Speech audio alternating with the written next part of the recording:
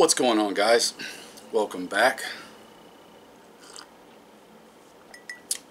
You know, gotta have it. That's an extra tasty cup today, if I do say so myself. Alright, as you can tell from the title of the video, I want to give you guys a little update on my Ghost chest rig from Barrel and Hatchet. If you haven't watched the first video I did on that, it's up. Just go back and look for it. I've been playing with this rig some more, and I still think that it is a pretty solid rig. Couple of things that I would personally do differently, but that's why I do my own gear and do it the way I do it. I still like when other companies have their own way of doing stuff. We don't always have to all do the same. You can accomplish the same goal sometimes by multiple different avenues of approach. Crazy concept, I know, but it's a thing. Alright, so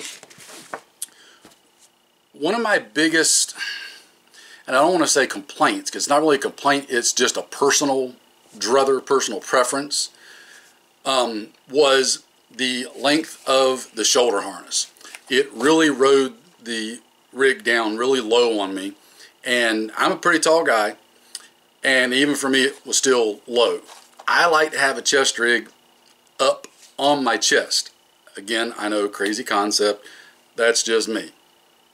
So what I ended up doing is I was able to get a hold of another shoulder harness, and I did my own little modification to it.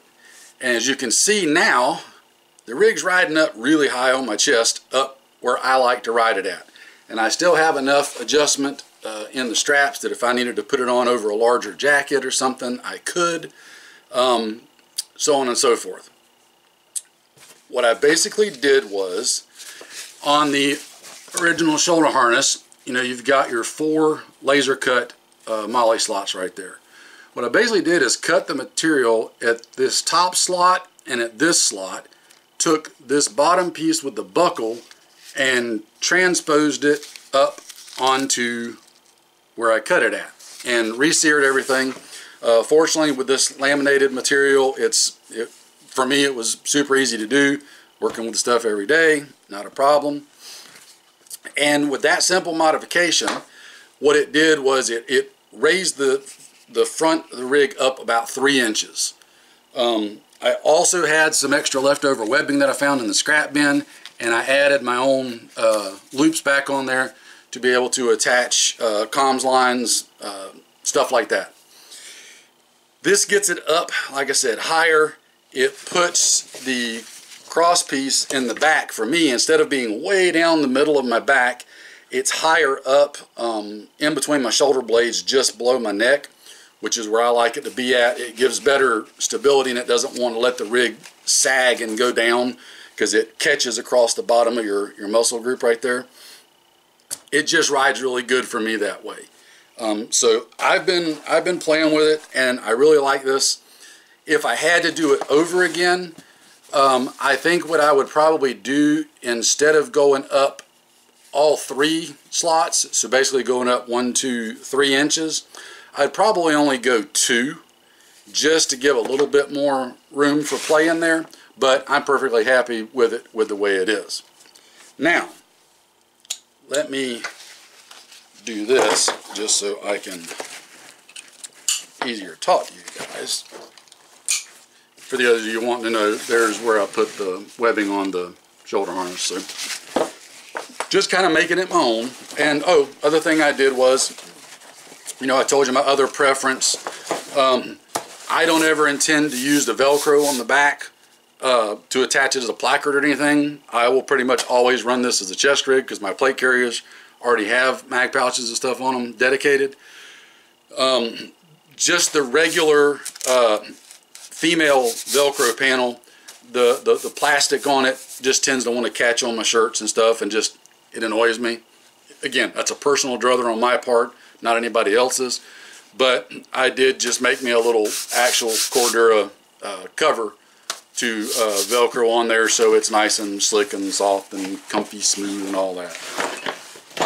The other thing I wanted to show you was Oh, sorry, I had to get another sip. I did get from Wiseman Company one of their X harnesses. Now, this X harness is meant to work with a couple of things, including the Ghost rig. And I want to try it out and see what I think of it. Now, I got Ranger Green. They didn't have Woodland at the time, so Ranger Green it is. I don't care. Ranger Green is my second favorite next to God's Plaid. I'm fine with it. So once I get a few things figured out on this, there's a couple of different adjustment points and so on and so forth that I got to learn how to play with and how it operates.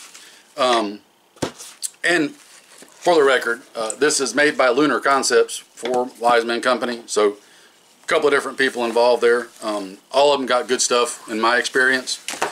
But once I get some time in with this and get it all adjusted and figured out so I can tell you about it, I will come back and give you my thoughts on this harness versus the more lower profile standard harness with that chest rig. As you can see, it's got your front, you got some more laser cut molly on the back, your rear straps, so on and so forth. So I'll get it all figured out and we'll bring you something on that. And it also comes with another lumbar strap, and this particular lumbar strap has got some different ladder locks on it, and it has an elastic piece in the middle which gives you a little bit of stretch, which I really like this idea. And I have thought about this before on my own rigs, and I've experimented with a couple of different ways of doing it and wasn't never 100% happy with how it went, but I kind of like how they did it. I think I might have been trying to overcomplicate it myself, because theirs is pretty simple. What having this elastic piece in here does is it allows you to really tighten the lumbar strap around you, and then as you can get it really snug so it doesn't, the rig doesn't bounce around and everything, but then it lets it, as you breathe in and out and your chest expands and contracts, it gives you that little bit of stretch in there, which is nice. If you've ever really strapped down a lumbar strap really tight like that to keep it from flopping, and then had to do a lot of vigorous party activities, you tend to start breathing a lot, especially when you start getting in older years like me and some of the guys. So having that little bit of elastic in there is kind of a nice thing. It gives it a little bit of flex and makes one less thing quite as uncomfortable when you're doing the stuff. So anyway, I just thought I'd share that with y'all.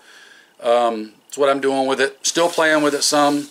You know, it's hard to get a lot of time in with any one particular thing when I'm out doing the things and I'm trying to work with 3 or 4 different rigs at a time for various reasons. So it tends to kind of take me a while to get to a point where I feel like I can say something and talk about it. But like I said, this X harness, as soon as I get some time in with it, I will give you a video back on that. But anyway, I still think this is a quality rig. It's got a lot of things going for it. You guys check them out. I think I can put a link in the description box. If there's not a link in the description box, then there will be a link to the blog, and on the blog there will be a link to all the things. So it just depends on how the socialist communist overlords view those particular links on any given day. There's that. Alright guys, y'all take care, stay safe. Above all, get out there and train and practice. Doesn't mean anything unless you get out there and train and practice. It's not going to do you any good unless you get out there and train and practice. You're not going to know if your gear works unless you train and practice. There's a theme there. You get the idea, alright? Y'all stay safe. I'll see you later.